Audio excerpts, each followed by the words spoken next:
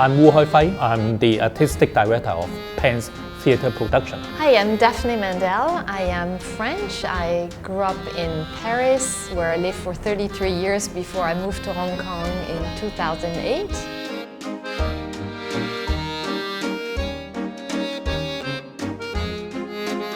What brought you to Hong Kong?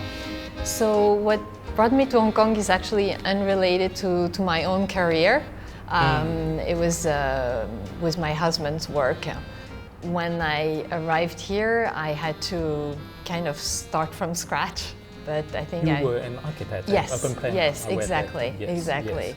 Yes. So I had in mind that I would just, reproduce a similar kind of professional life here, until I realized what Hong Kong was all about. And that's, being specialized in designing public space, coming from a very European-specific kind of training with urban planning. It's very hard just to move here and to think you're going to do the same thing, right?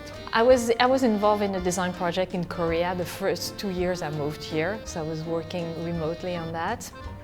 And then this project ended up falling apart after a couple of years, and I found myself with for the first time in a long time, the luxury of having time to do creative works, disconnected from a client, a site, and I thought, why not finally seizing that occasion to allow myself to direct my career more towards art. And I think I could only be an artist that talks about my surrounding. It's for me the only way to create. It's about the place where I live. Yes. And I think same it's as me. exactly Yes. same as you. And I think it's also a fantastic way as a foreigner to explore a city in depth, right? Because each project forces you to push new boundaries and feel hopefully less and less as a foreigner. So that's something that's it's fed itself in the sense that it was making sense for my art, and it was making sense for me to give meaning to spending so many years of my life in a place that's not where I come from and where I have absolutely no roots. But when I came here actually to live, I had never set a foot in Asia. So it was not just new to Hong Kong. Yes, it was just not to Hong Kong or to.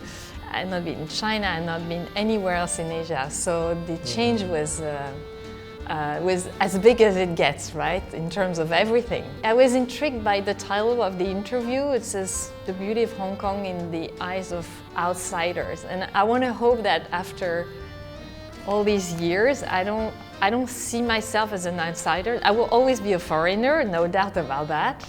And I think there is a strong element of frustration of calling a place home and feeling home in a place where you are obviously a foreigner because of the way I look, right? And it's not just that, it's the language boundary. And you could say I could blame myself for not having put in the effort to learn Cantonese. It's very difficult. But not, exactly. It's not only extremely difficult, but when you don't know for how long you're going to be in a place, it's not like picking up Italian or Spanish when you're French, right? That takes a year. And we all speak 2, 3, 4 languages where I come from. But learning Cantonese would have been a huge project in itself. And as year went by, now it's adding up so much. I so much regret I didn't, because I think it would have changed so much of my perception, interaction, connection, everything with Hong Kong. For me, outsider has some kind of, I don't want to say negative, it's got something a little bit of someone who's not trying, right? It doesn't belong to a group, and you feel excluded. Yes, in a way, yeah. An outsider is someone who doesn't belong to a group. So obviously I don't, because I didn't grow up here. So I think that has motivated me a lot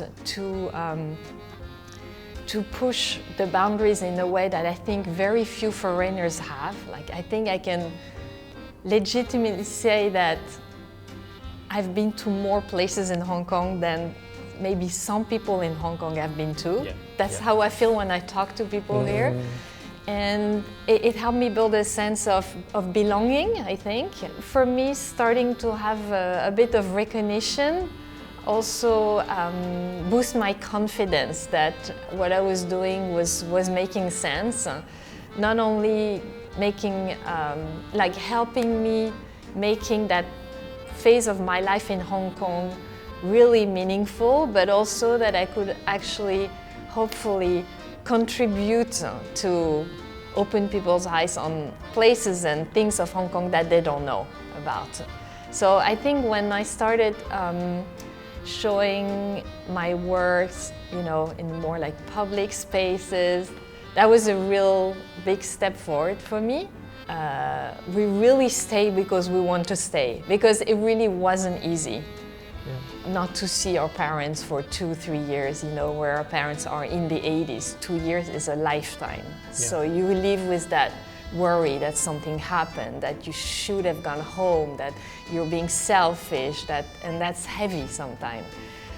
That's already the life of a foreigner who lives far abroad from home. You always have that guilt.